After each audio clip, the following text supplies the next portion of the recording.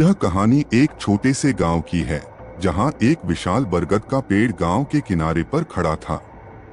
इस पेड़ के बारे में कई तरह की डरावनी कहानियां प्रचलित थीं। कहते थे कि इस पेड़ के पास रात में कोई भी नहीं जाता, क्योंकि वहां बुरी आत्माओं का निवास है। गांव के बुजुर्ग कहते थे कि बहुत साल पहले एक साधु ने इस पेड़ के नीचे तपस्या की थी। साधु की मृत्यु के बाद उसकी आत्मा इस पेड़ में समा गई और अब वह किसी को भी शांति से यहाँ रहने नहीं देती। गांव के लोग इस पेड़ से दूर ही रहते थे और रात के समय यहाँ से गुजरने से कतराते थे।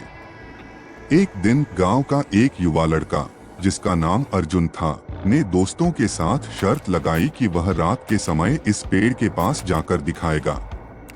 अर्जुन ने यह शर्त स्वीकार कर ली और रात के समय पेड़ के पास जाने की तैयारी करने लगा। अर्जुन ने अपने दोस्तों के साथ मिलकर एक योजना बनाई। वह रात के समय चुपचाप घर से निकला और अपने दोस्तों के साथ पेड़ के पास पहुंच गया। जैसे ही वह पेड़ के पास पहुंचा, हवा अचानक तेज हो गई और चारों ओर अजीब सी आवाजें आने लगी। अर्जुन ने खुद को साहसी दिखाने की कोशिश की और पेड़ के पास जाकर खड़ा हो गया। तभी अचानक एक डरावनी छाया पेड़ से निकलकर अर्जुन के सामने आ गई। वह छाया एक साधु की थी, जिसका चेहरा भयानक और आंखें लाल थीं। अर्जुन का दिल जोर से धड़कने लगा और उसके पसीने छूटने लगे।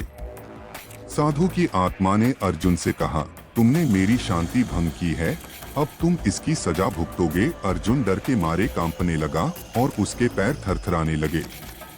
तभी वह छाया गायब हो गई और अर्जुन बेहोश हो गया। अर्जुन के दोस्त उसे उठाकर गांव वापस ले गए। जब अर्जुन को होश आया तो उसने देखा कि उसके शरीर पर अजीब निशान बने हुए थे।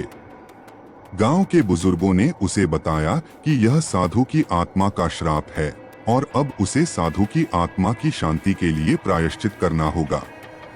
अर्जुन ने गांव के पंडित से सलाह ली और साधु की आत्मा की शांति के लिए पूजा पाठ करवाया।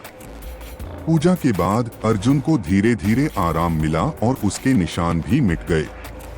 इसके बाद अर्जुन और गांव के लोग उस पेड़ के पास रात के समय जाने से कतराने लगे। उन्होंने साधु की आत्मा की शांति के लिए नियमित पूजा शुरू कर दी और गांव में फिर से शांति स्थापित हो गई। इस कहानी से यह सीख मिलती है कि हमें उन स्थानों का सम्मान करना चाहिए जो हमारे पूर्वजों ने हमें सिखाए हैं और अकारण किसी भी चीज को चुनौती नहीं देनी चाहिए।